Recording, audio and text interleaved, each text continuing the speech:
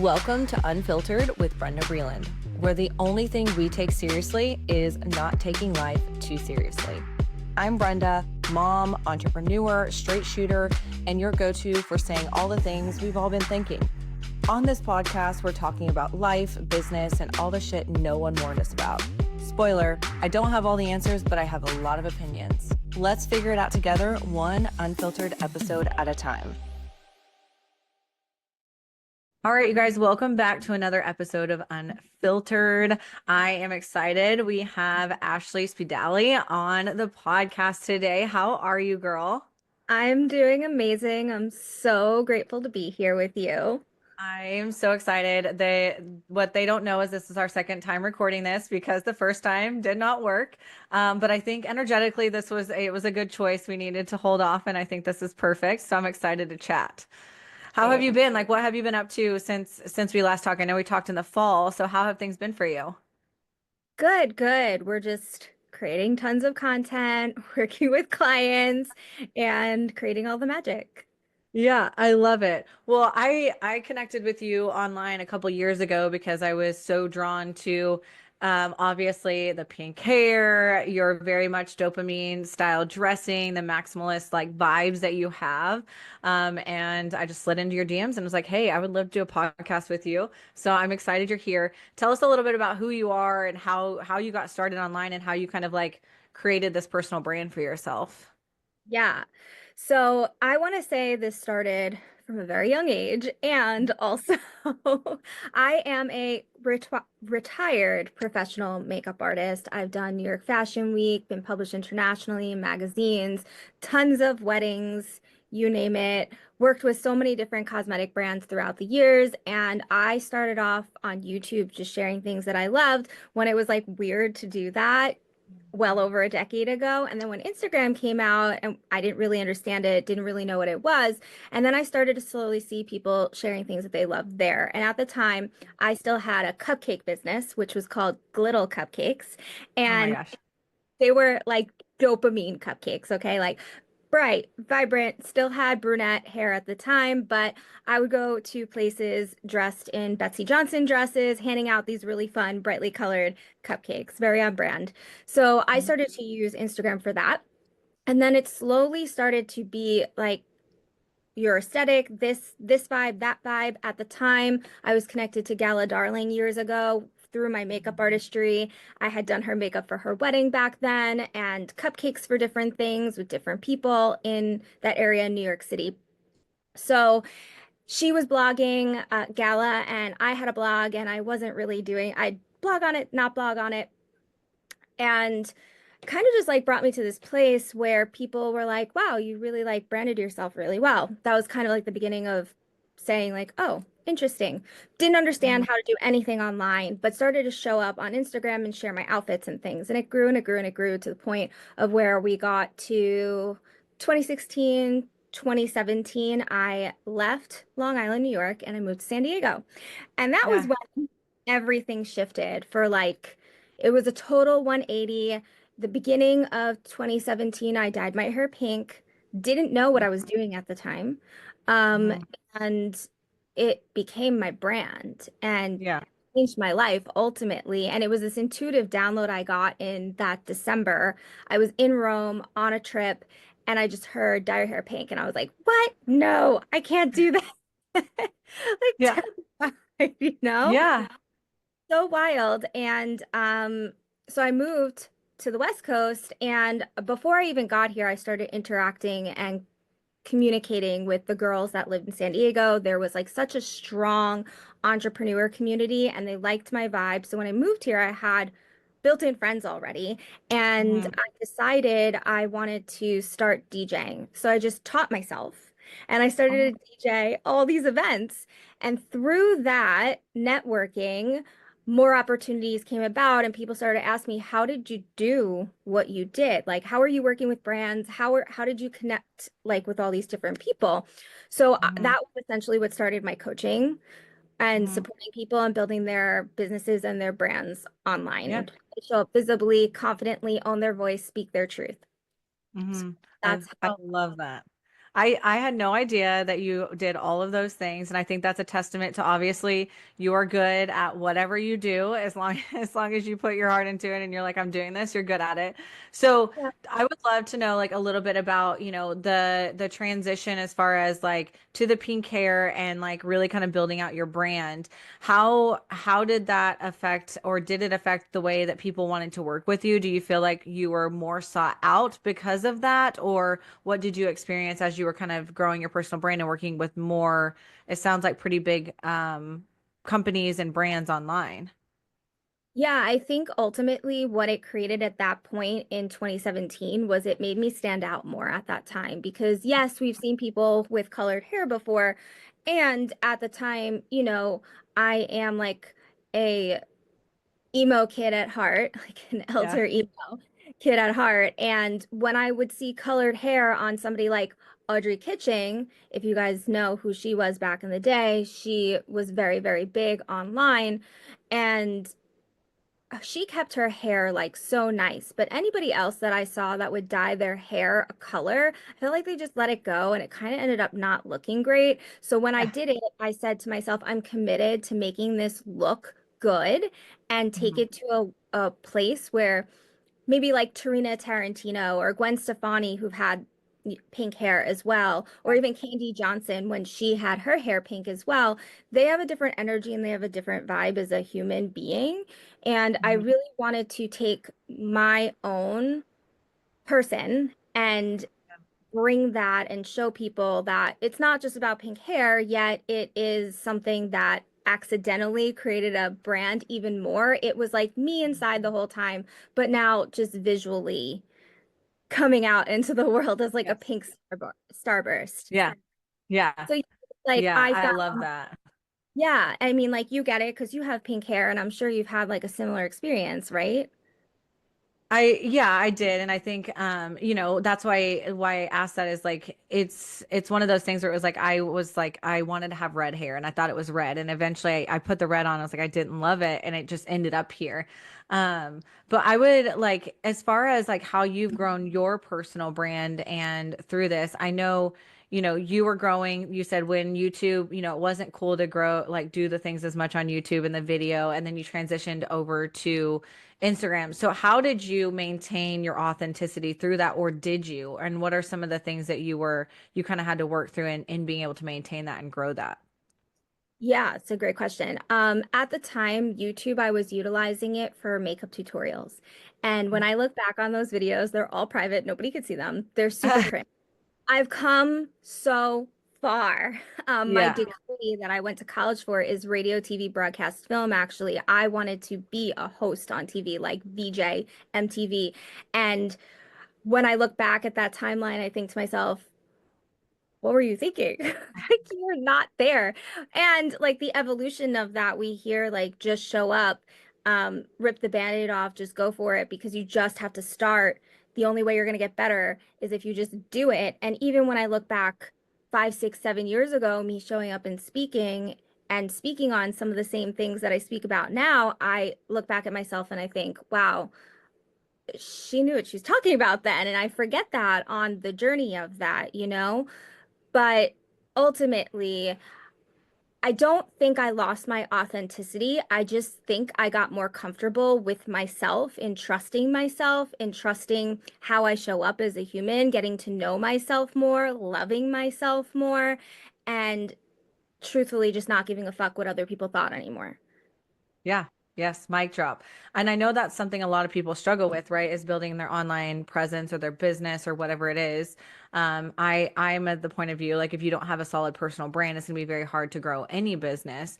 So I would be curious, someone comes to you, and I know this is what you do, right? You do coaching. Someone comes to you and they're like, I don't know how to show up as myself, or like I don't even know what that is. And I'm sure there's people listening who are in that same spot. Like, what are some things that you would suggest that they do to try to figure out what that most authentic version of themselves is?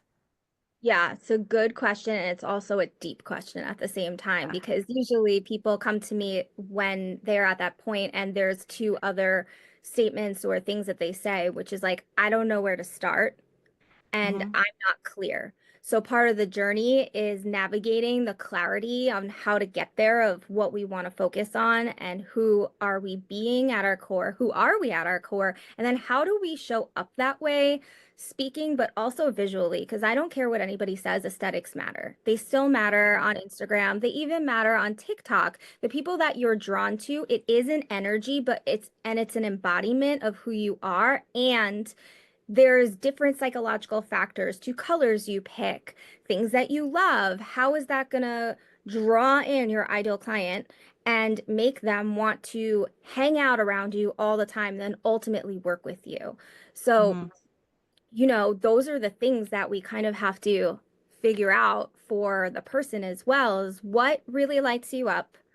If money didn't matter, what would you be doing? How would you dress? How would you speak? What are the actions you would take in your day? What is your vision? And Hmm.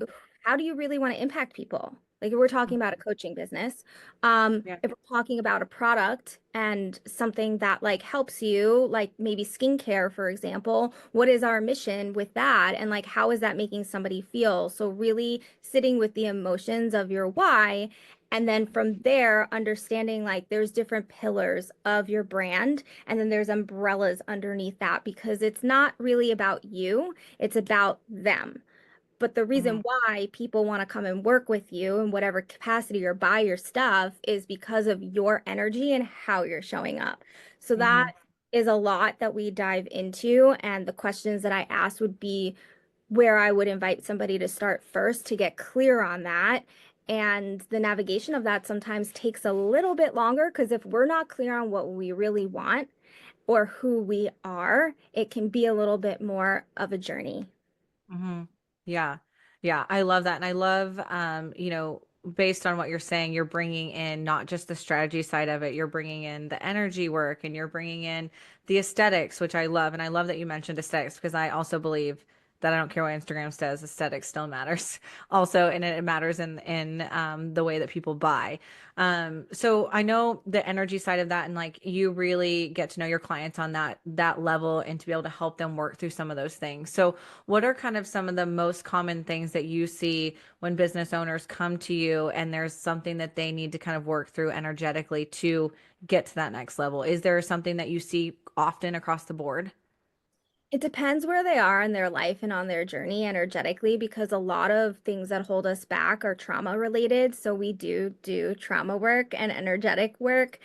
Yeah. Um, and that's the stuff that I don't think a lot of people talk about because it's kind of hard to explain, hey, I'm going to take you on this journey and you're also going to do some shadow work and you're going to understand like what's going on in your mind because we get to rewire certain neural pathways and we get to understand what is the stories you're creating in your mind because if we tweak them, it could just be that one thing. If we're holding a lot of trauma in our body, it might mean like integrating somatics into our like Yeah. daily you know, rituals and how are you speaking to yourself? Because self-love does go into this too, because if you don't love yourself, you're not going to be able to support other people. You're also not going to have clarity on what your brand is. It's not going to feel authentic. So if you're feeling fear, which most of us do, or imposter syndrome, which a lot of us deal with through different seasons of life, and we're not really understanding the why or the root of that, it could be Mhm. really challenging then to show up authentically. And whether you realize it or not, people will feel that. Hmm. Yeah. Yeah. And I love that you get into that side of really growth with your clients. And I think that's something that's missing from a lot of online coaching containers is that trauma work and making people realize where a lot of their actions or their fear or how they're showing up is coming from. And I think that's a huge thing that is missing in businesses in general. So talk to me a little bit about like as far as your brand goes, we know like you're really good with the dopamine dressing and all of that. So talk to me about how that transitions into how you work with your clients. Do you get a lot of clients who also do the dopamine dressing and that type of thing, or like do you get it like a different range of people?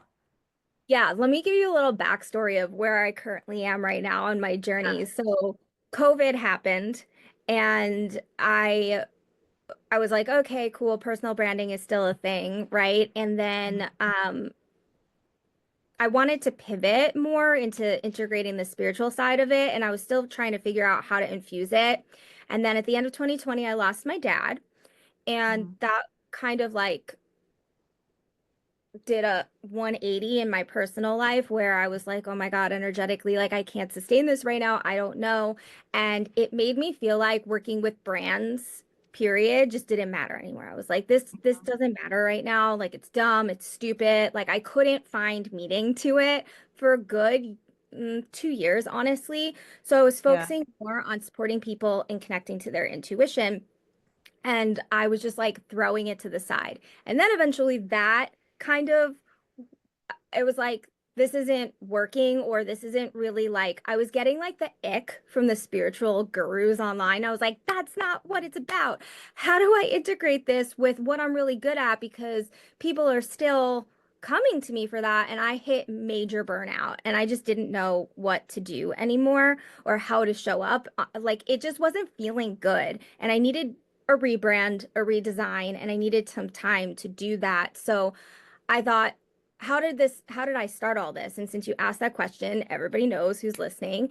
And I went back to my roots. So I started to share the things that I loved again. And Mhm. eventually, dopamine dressing came into play and really just fully owning I'm working with brands for the last year and a half. That's pretty much been Mhm. my journey. And through that, I have gotten clients privately, but I have not showed up in the stereotypical coaching space content world. And I'm in the Mhm. process of reintegrating that right now. So people do Mhm. come to me just based off of what they're seeing. And also, what I'm really working with is like the individual personal brand, the person Mhm. who wants to build either the coaching business or a brand, like a physical product or a clothing line. Or I'm also working with people who do just, they're not clear on what they want to create, but they know they're like on the journey for that. And they're like, I just need something more in my life. I'm like a nurse and I don't want to do this anymore. And like, I need to create something. I have this idea. And then we go on the journey of figuring out what that idea is through the work that we do together, which is absolutely so magical to be able to support people in that because it's never what they think it's going to be. And Yeah. also behind the scenes, because I've worked with tons of brands, I am consulting with businesses as well to build their brands and 10X it through ambassador programs and affiliate programs and how to Mhm. work with content creators so it's a win-win for both so that people get supported and creators actually get paid because a lot of the things that you see are not paid. Yeah. Yeah. So, Yeah. Yeah, yeah. I actually just recently learned about that through some other content that you had created in the last couple months of like realizing, oh, so like a lot of the stuff that goes on as far as like content creators and these type of things are expected from a standpoint of like free, you're getting free product or those types of things, but you're not actually getting paid for it, which I think is interesting. So like, is that the standard across the board for influencers now, or do you feel like that's shifting? It kind of depends. This is my own perspective and my own opinion on it, where there used to be a bigger budget to pay creators and maybe smaller creators, because I'm not like, hundreds of thousands, million followers. I'm more of smaller, but I'm not technically a micro influencer, which I hate that word. So I try to like avoid it as much as Yeah. possible for, everybody to understand better. I think that there are brands that will pay you, and I do have brands that pay me sometimes, and I know other creators that are getting paid brand deals. It kind of depends what niche you're in, Uh-huh. and it also depends like at the level of where you are content wise. If you are collaborating with a brand that is clothing, a lot of the time they will not pay you. They will gift you the clothing in exchange for you showing up and sharing about it, putting it in your content. And there's different ways that you can then make money off of that. So there's LTK where you can make commission. There's through the direct brand that will give you a code and you can make commission, or Amazon, which is a whole other thing that I don't Yeah. love. And that's like pennies to me personally, unless you have Yeah. like followers. And then there's TikTok Shop, which is the other element.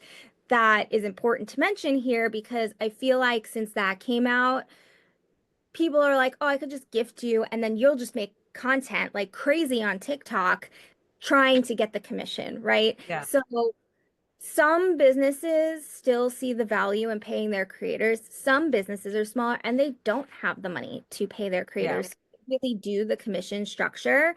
So it's very important to recognize that if you're choosing brands to work with, you're very intentional. So it does come off as authentic because you can make a lot of money being an affiliate for a brand if you really love the products, the clothes, the jewelry, the hats, the shoes, whatever it is that you're promoting in whatever niche it is, or wellness, like supplements, whatever. That to me Yeah. makes sense. After a period of time, if you've been working with somebody for a while, you can pitch them to see if you can get paid. There's also UGC, which is user generated content, where you don't ever have to post that on your feed and people will pay you for that. I still think that that is very big. It's just finding the businesses and the niches that are going to best support you. Yeah. Yeah. And I know that's can be a hard process. And that is something that you do inside of your coaching container, correct? Is like you help them understand all of that. Yeah. Okay. Because I'm like, girl, I don't even know where I would start in any of that. And that's not my thing, but that's why you're here. So so I know you talked like a lot about like intuition and kind of like following that. And that was something that I feel like you've kind of mentioned that you did a lot through your journey. Where do you build the bridge or how do you do it between intuition and strategy with business? Because I know that's what's hard, right? Like when you're on the path and you're trying to get to 10K months and you're doing it and you're following this strategy, but intuitively you feel something's off. Is there a point where you listen to one over the other, or how would you handle or how do you handle situations like that? I'm going to say what any amazing coach should say. There's not one right way to do it.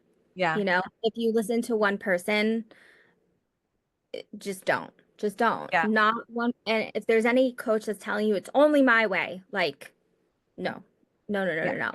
I Yeah. am more energetics, intuitive based versus strategy. I Mhm. do implement some strategy with my clients, but they don't come to me for strategy. I think your clients probably come to you for a bit more strategy from what I understand. Like if we combined forces together, Yeah. we have some ridiculous, insane program. Yeah. Because I tend to lack that strategic strategy. However, that's not what I have found that works for me. So when people come to me, they understand that that's not really what we're doing. If they want something like that, they would go to somebody like you.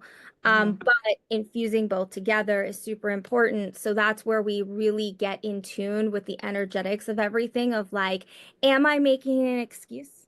Or Yeah. is it intuition? Like, do I really like what I'm doing or do I not? Like, am I supposed to go right or am I supposed to go left? And sometimes we are very conflicted. And that's where we get to sit and we get to soul search. And what I would say to somebody in that situation is like, take a moment, meditate. If you can't meditate, go take a walk in nature, ground, breathe, journal, and kind of see what comes through in that experience because there's no right or wrong answer to that question. It's just kind of on the navigation of what is going to work for you. And sometimes we don't know if we've never tried and we don't have the tools. Yeah. Yeah. I think what you said, like, that's so important for people to understand too, is like there's a million coaches in this space, and you're going to work with the coach that's going to best meet you where you're at, right? And that's what it comes down to. And I think that's what's so cool about having conversations and even being in the coaching community with others. Because it's like if someone comes to me looking for something like that, I know I'm like, that's not me, girl. Like you go over here, like that's what's really cool about it. So I love that that's how you answer that question. When we look at like building businesses and brands, what are the main things that you focus on as far as I'm not going to say strategy because that's what you just said you don't do, but what are the main things that you focus on or the top main things that you do with each person that you feel is important regardless of where they're at in their business or what type of business they have? That's a good question. And I want to say like yes, there is strategy, but probably not as like intense strategy. Mhm. Um, I would really just look at again like what is their vision? Do they feel like they're on that path? If they're derailed, like what happened? Mm-hmm. That would be for one. And then what is your goal? What do you really want to create in the world? How do you want to impact people? Yeah. And then from there, it's like, what are you feeling lost in right now? Because you're coming here for a reason. So it's kind of like the navigation of that. And then we start there and we start with as simple as what is your vision? What is your mission statement? Do you know what that is? If you could describe it to somebody, how would you describe it?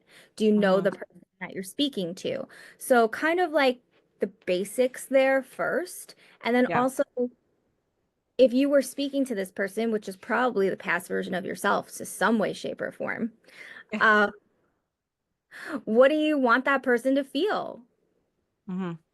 when you are showing up? Like, what is that message? How are you speaking? And something that I really love to add in here is like, we are inspired and influenced by so many different people. There could be somebody driving down the road playing like Billy Joel, and the next thing you're like, well, I need to play Billy Joel now. That song, I need to hear it. And then you put on your Spotify and you do it. You are Mm-hmm. just influenced by a random stranger. Every single day, every single second, we're being influenced and impacted. So Yeah. careful of what you consume, and also what are you drawn to as a human being? What lights you up? What makes you excited? What makes you happy? What brings you joy? Write down those things and get super clear on that. And then is that a part of what you're creating in your life, your business, anywhere, in all areas? Because how you do thing is how you do everything. It's all intertwined, it's all connected. Yeah. Yeah. No, that's amazing. I'm curious because I hear this a lot from people is like, I don't like showing up on social media. I don't like doing this. So Mhm. how would you handle that if someone came to you and was like, this isn't, I don't love doing this. Is there an option for you? Do you think that they can still succeed without being on Instagram or social media?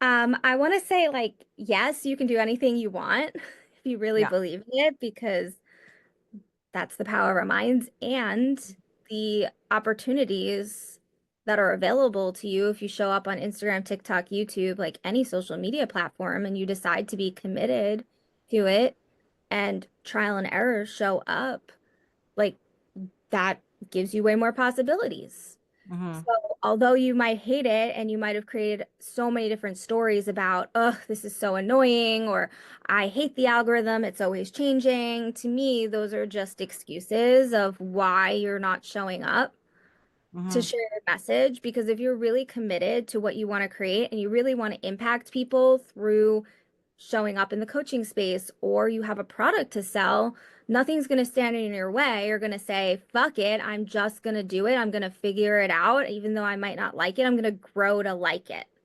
Hmm. Yeah, I always tell people like when they say that I have coaches that are like I don't want to sound salesy online, and I'm like there's people out there that are waiting for you to show up so that they can get help from you. Like it's kind of selfish when you think about it, the fact of like you're telling me you want to help them but you don't want to show up on stories. Like, it's like it as you know, it's a there's probably something a little bit deeper going on there that you would probably pull out. But you had mentioned the algorithm. I would love to get your take on the algorithm. Is that like something that you look into and research or follow? Because I know there's tons of people and influencers who talk about this. How does that play a part in your business?